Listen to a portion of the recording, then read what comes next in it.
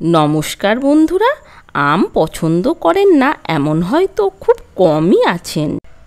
তাই আমার মতো আমপ্রেমী বন্ধুদের জন্য নিয়ে এলাম একটা দুর্দান্ত স্বাদের রেসিপিটা পুরো দেখার অনুরোধ রইল। চলুন তাহলে রেসিপিটা শুরু করা যাক।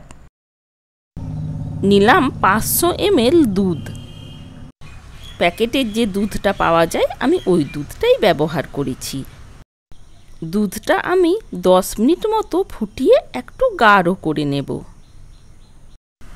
এইদিকে একটা বোলের মধ্যে নিলাম 1 কাপ সাবু। সাবুটা ভালোভাবে 3-4 বার জল পাল্টে পাল্টে ধুয়ে নেব। এই রেসিপিতে ছোট দানার সাবুটা ব্যবহার করলেই বেশি ভালো হয়। দেখুন, খুব ভালোভাবে 3-4 বার জল পাল্টে পাল্টে ধুয়ে নিলাম। হাফ কাপ মতো জল দিয়ে এটা আমি আধ ঘন্টার জন্য ঢেকে রেখে দেব। আপনারা চাইলে এটা একটু বেশি সময় ধরেও ভিজিয়ে রেখে দিতে পারেন। এইদিকে একটা আম নিয়ে নিলাম। আমটা পিস পিস করে কেটে নেব। আমি 1 কাপ সাবু নিয়েছি বলে আমের পরিমাণটাও একটা নিয়েছি। আপনাদের সাবুর পরিমাণ অনুযায়ী আম সাবু সব বাড়িয়ে কমিয়ে নেবেন। আম শেষ হয়ে যাওয়ার আগেই এই রেসিপিটা একবার হলেও বানিয়ে দেখার অনুরোধ রইল। আমার এই চ্যানেলে আরেকটা পাকা আমের ভিডিও দেওয়া আছে, চাইলে আপনারা ওটাও দেখে নিতে পারেন। আমের পাল্পটা বের করে নিলাম। এবার এই মিক্সির জারের মধ্যে দিয়ে দিলাম সামান্য নারকোল। তার সাথে আমের পাল্পটা এই মিক্সির জারের মধ্যে দিয়ে দিলাম। এবার এটার একটা পেস্ট বানিয়ে নেব। ভিজিয়ে রাখা সাবুর মধ্যে এই আমের পেস্টটা দিয়ে দিলাম। এবার ভালোভাবে এটা মিশিয়ে নেব। খুব ভালোভাবে মিশিয়ে নেওয়ার পর এটা 15 মিনিটের জন্য রেস্টে রেখে দেব। সাবুটা 15 মিনিটের জন্য রেস্টে রেখে দিলে সাবুটা আরও একটু নরম হয়ে যাবে।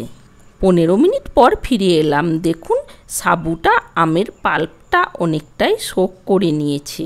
এবার মিষ্টির জন্য দিয়ে দিলাম গুঁড়ো চিনি। আরও টেস্টটা ভালো করার জন্য দিয়ে দিলাম 2 চামচ মিল্ক পাউডার। সব কিছু একসাথে ভালোভাবে হাত দিয়ে মেখে নেব। সব কিছু খুব ভালোভাবে মাখিয়ে নেওয়ার পর হাতে একটু ঘি নিয়ে নিলাম। তারপর এই মিশ্রণ থেকে ছোট ছোট বলের আকারে তৈরি করে নেব। এই সাবুর ছোট বলগুলো তৈরি করার সময় হাতের মধ্যে লেগে যেতে পারে, তাই ভালোভাবে হাতের মধ্যে ঘিটা মাখিয়ে তারপর এই বলগুলো তৈরি করে নেবেন। বানানোর সময় যদি একটু নরম লাগে তাতেও কোনো অসুবিধা নেই, এটা দুধে দেওয়ার পর শক্ত হয়ে যাবে। সব সাবুর বলগুলোই তৈরি করে নেওয়ার পর এই দুধের মধ্যে দিয়ে দিচ্ছি। আর দুধটা আমি 10 মিনিট ফুটিয়ে নিয়েছিলাম। ফ্লেমটা কম রেখে এটা 5 মিনিট মতো ফুটিয়ে নেব। মাঝে একবার এইরকমভাবে নাড়াচাড়া করে নিলাম। আমি মিষ্টির জন্য দিয়েছিলাম 2 চামচ কনডেন্স মিল্ক। ওই জায়গাটা আমার স্কিপ হয়ে গেছে। আপনারা চাইলে কনডেন্স মিল্কের পরিবর্তে চিনিও দিতে পারেন। 5 মিনিট ফুটিয়ে নেওয়ার পর এটা এবার বন্ধ করে দেব। দেখুন, তৈরি হয়ে গেছে।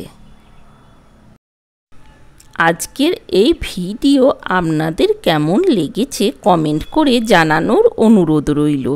ভালো লাগলে একটা লাইক দেওয়ার অনুরোধ রইল। ভালো থাকবেন, সুস্থ থাকবেন।